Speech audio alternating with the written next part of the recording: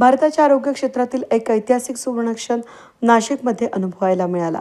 या ठिकाणी एससीजी मानवता कॅन्सर सेंटरच्या वतीने आयोजित ASCO direct GI cancer symptoms या जागतिक दर्जाच्या परिषदेचा रविवारी 15 मार्चला समारोप झाला।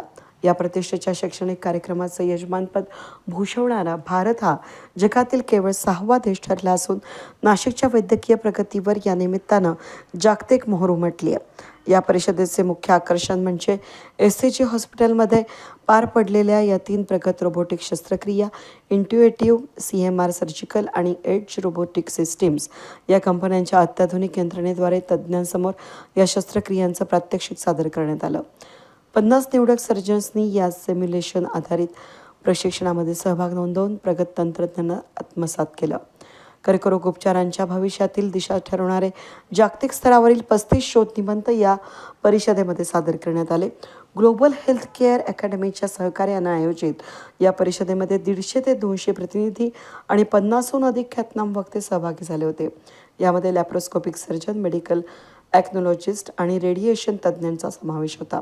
या परिषदेचे नेतृत्व डॉक्टर राज नगरकर यांनी केलं। त्यांच्यासोबत doctor Vijay Kumar, doctor Shyam Mohan, doctor Gopinath Kes, doctor Shishir Shetty, doctor Govind Babu, doctor Sachin Trivedi, doctor Shailendra Shrikhande, doctor Jagannath Dikshit आणि डॉक्टर जगदीश कोठारी यांसारख्या नामवंत तज्ज्ञांनी उपस्थितांना मार्गदर्शन केलं। नाशिकमधील या उपक्रमामुळे भारताच्या ॲक्नॉलॉजी कर्करोगशास्त्र या क्षेत्रामध्ये मोठी क्रांती घडणार असल्याचं मत तज्ज्ञांनी व्यक्त केलं। एससीजी मानवता कॅन्सर सेंटरचे MD आणि प्रख्यात रोबोटिक सर्जन प्राध्यापक डॉक्टर राज नगरकर यांनी पत्रकार परिषदेमध्ये या ऐतिहासिक उपक्रमाची माहिती दिली।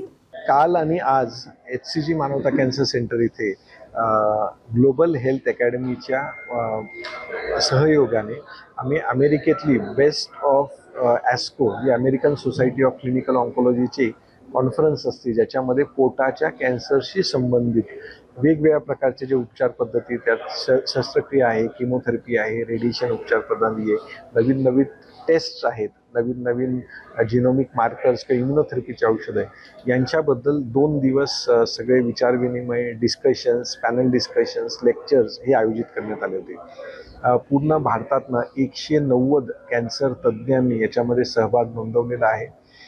पहिल्या दिवशी काल शनिवारी कॅन्सर सर्जन्सशी रिलेटेड एक पूर्ण चर्चासत्र होतं आणि आज रविवारी सकाळी 3 robotic cancer surgeries demonstrate live करून पेशंट्सवरती शस्त्रक्रिया करून जे तज्ज्ञ उपस्थित होते त्यांना दाखवण्यात आलेले आहेत। पहिल्यांदा असं झालं आहे की नाशिकमध्ये एकाच वेळेस 3 वेगवेगळे रोबोट्स, जे सर्जिकल रोबोट्स आहे, एका हॉस्पिटलमध्ये उपलब्ध होते आणि सर्व सर्जन्सनी त्याचा अनुभव पण घेतला आणि ह्या तंत्रज्ञानाबद्दल माहिती पण करून घेतली। हेतू असाच होता की आज जगभरामध्ये सर्वात अत्याधुनिक जी काही उपचार पद्धती आहे ते आपल्या लोकांना, आपल्या डॉक्टरांना माहिती झाली तर स्वाभाविक आहे आपल्या जनतेला त्याचा मॅक्झिमम फायदा घेता येऊ शकतो। ह्या 2 दिवसाच्या कॅन्सर कॉन्फरन्ससाठी वेगवेगळे तज्ज्ञ डॉक्टर जे आले होते, doctor Gopinath, doctor Govind Babu, doctor Vajpayee, doctor Shishir Shetty, doctor Ninad कडदरे हे मुंबई, पुणे, बँगलोर, चेन्नई, दिल्ली शिवाय कलकत्त्याहून सुद्धा अनेक तज्ज्ञ डॉक्टरांनी याच्यात सहभाग नोंदवलेला आहे। वेद न्यूजसाठी प्रतिनिधी कमलाकर तिवडे, नाशिक।